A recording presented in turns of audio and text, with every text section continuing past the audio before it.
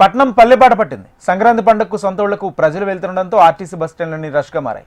ప్రయాణికుల రద్దీకి అనుగుణంగా అధికారులు ప్రత్యేక ఏర్పాట్లు చేస్తున్నారు. విశాఖ రీజియన్ నుండి 1600 బస్సులు నడుపుతున్నారు. విశాఖ బస్టాండ్ నుండి మరింత సమాచారాన్ని మా ప్రతినిధి అనురాధ్ అందిస్తారు.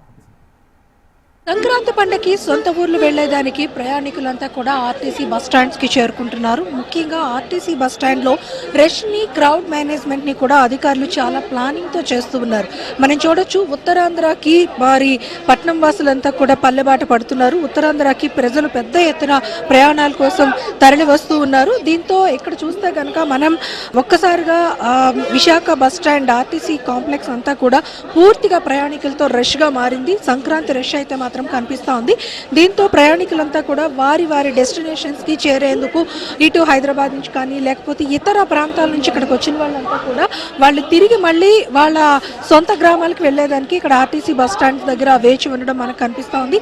పూర్తి స్థాయిలో రష్ అయితే మాత్రం కనిపిస్తుంది. ఆర్టీసీ బస్ స్టాండ్ లో అసలు ఇసుక వేస్తే రాలనంతగా రష్ అయితే ఉంది. అయితే ఇదే రష్ ని, ఈ క్రౌడ్ మేనేజ్మెంట్ ని ఆర్టీసీ అధికారులు ఎలా చేస్తున్నారు, ఈ క్రౌడ్ మేనేజ్మెంట్ కి సంబంధించి ఆర్టీసీ ప్లానింగ్ ఏంటి, అలాగే బస్సు సర్వీసెస్ ని ఎలా ఇస్తున్నారు ఏంటి అనే దానికి సంబంధించి ఆర్టీసీ అధికారులు ప్రస్తుతం అంతా ఉన్నారు. ఒకసారి వారితో మాట్లాడదాం. సార్, ఈ రోజు చూస్తే కనుక గత 3 రోజుల నుంచి కూడా ఆల్రెడీ రష్ స్టార్ట్ అయింది. సంక్రాంతి రష్ అనేది పూర్తిగా కనిపిస్తా ఉంది. ఎక్కువగా ఉత్తరాంధ్ర ప్రజలు ఉత్తరాంధ్ర ప్రాంతాలకు వెళ్లేదానికి ఎక్కువ రష్ అయితే ఇక్కడికి మనకి చూస్తున్నాం. ఎలా సార్ క్రౌడ్ మేనేజ్మెంట్ ఎలా చేస్తున్నారు? గుడ్ మార్నింగ్ అండి. మరి జనరల్గా ప్రతిసారి కూడా మనకి సంక్రాంతి వచ్చేసరికి ఉత్తరాంధ్ర జిల్లాకి ట్రాఫిక్ అనేది చాలా ఎక్కువగా ఉంటుంది. ప్రత్యేకించి రాజాం, బొబ్బిలి, శ్రీకాకుళం ఈ సెక్టార్స్లో ట్రాఫిక్ అనేది అధికంగా ఉంటుంది. మరి గత లాస్ట్ 2 డేస్ నుండి కూడా మేము ఈ క్రౌడ్ని ఆల్రెడీ ప్రత్యేక బస్సులు అయితే నడిపి మేము ట్రాఫిక్ అయితే క్లియర్ చేస్తున్నాము. ఈసారి కూడా ప్రత్యేకంగా అదనంగా బస్సులు అయితే నడిపి ఈ ట్రాఫిక్ని అయితే క్లియర్ చేస్తున్నాము. ఎటువంటి ఇబ్బంది లేకుండా ప్రయాణికులకైతే తరలించడానికి అన్ని ప్రయత్నాలు, ఏర్పాట్లు మేము చేస్తున్నాము. సార్, అంటే ఇప్పుడు డెస్టినేషన్స్ వాళ్ళు గమ్యస్థానాలకు చేరేటప్పుడు స్త్రీ శక్తి పథకం కూడా ఆల్రెడీ అమల్లో ఉంది. సో దానివల్ల కూడా రష్ క్రౌడ్ అనేది చాలా ఎక్కువగా పెరుగుతుంది. అంటే ఆల్మోస్ట్ ఫ్యామిలీ అంతా వెళ్తే కనుక కొంతవరకు వాళ్ళకి టికెట్ రేట్స్ అవి తగ్గుతాయి. బయట ప్రైవేట్ ట్రావెల్స్ చాలా రేట్లు ఎక్కువ పెడుతున్న నేపథ్యంలో అందరూ ఎక్కువగా ఆర్టీసీ వైపే చూస్తున్నారు. ఈ సందర్భంలో ఎక్కువగా ఏ ఆక్యుపెన్సీస్ ఎక్కువ ఎటువైపు ఉన్నాయి? జనరల్గా మరి గవర్నమెంట్ వారు ఇచ్చిన ఉత్తర్వులు ఏవైతే ఉన్నాయో స్త్రీశక్తికి అలౌ చేసే 5 రకాల బస్సులు అయితే ఇవి ప్రత్యేకించి దాంట్లో టికెట్ ఛార్జీలు అయితే లేవండి. స్త్రీలకి ఫ్రీగానే తీసుకెళ్తున్నారు. వీటికి మరి ఎక్కువగా ప్రయాణికులు ఎక్కువగా వస్తున్నందువల్ల దానికి తగ్గట్టుగా మేము బస్సులు అయితే డివైడ్ చేసేస్తున్నాము. అదేవిధంగా శ్రీకాకుళం సెక్టర్ నుండి మన్యం జిల్లా నుండి కూడా ప్రత్యేకంగా అధికారులు ఇక్కడికి వచ్చి బస్సులు డివైడ్ చేసేదానికి ఇక్కడ ఉన్నారు.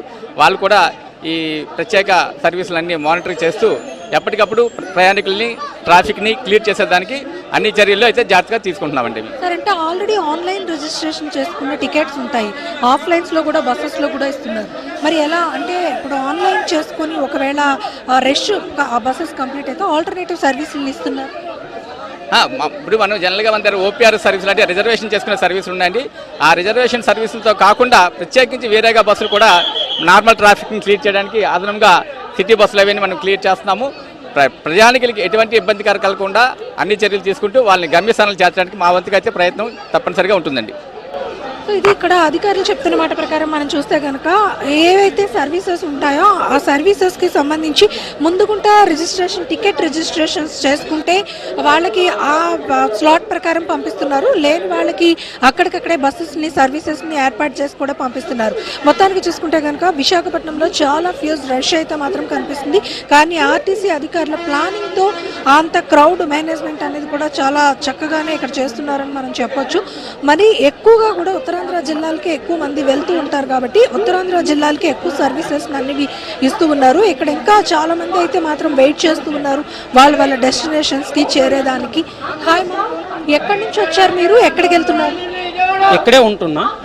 ఆర్టీసీ కాంప్లెక్స్ కి వచ్చారు కదా, మీ వాళ్ళని ఎవరినైనా రిసీవ్ చేసుకోవడం?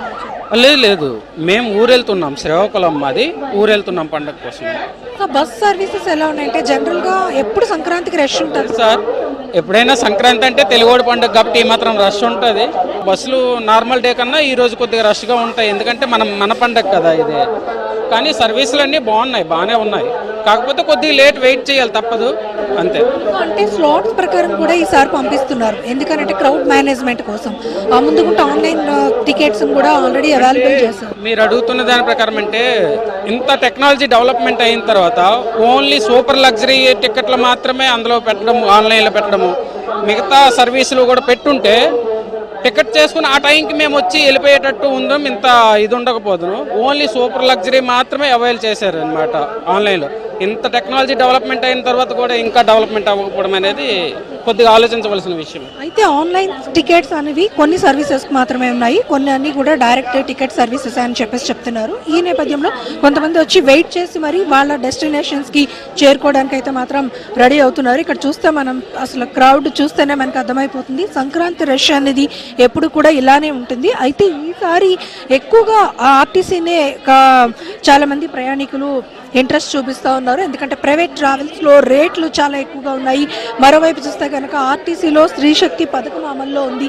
వీటి నేపథ్యంలో ఆర్టీసీ అయితే సేఫ్ జర్నీ అన్నది కూడా కొంతవరకు ప్రయాణికులు ఇంట్రెస్ట్ చూపించి ఆర్టీసీని ఎక్కువగా చూస్ చేసుకుంటున్నారు. దీంతో ఆర్టీసీ బస్ స్టాండ్స్ అన్నీ కూడా ఫుల్ క్రౌడ్గా ఉన్నాయి. ఎక్కడికక్కడ వాళ్ళంతా కూడా ప్రతి బస్ స్టాండ్లోని కూడా క్రౌడ్ మేనేజ్మెంట్ని, సర్వీసెస్ని, ఎలా వాళ్ళు డెస్టినేషన్స్కి వెళ్ళాలనేది ప్లానింగ్, రూట్ మ్యాప్స్ అన్నీ ఇచ్చారు.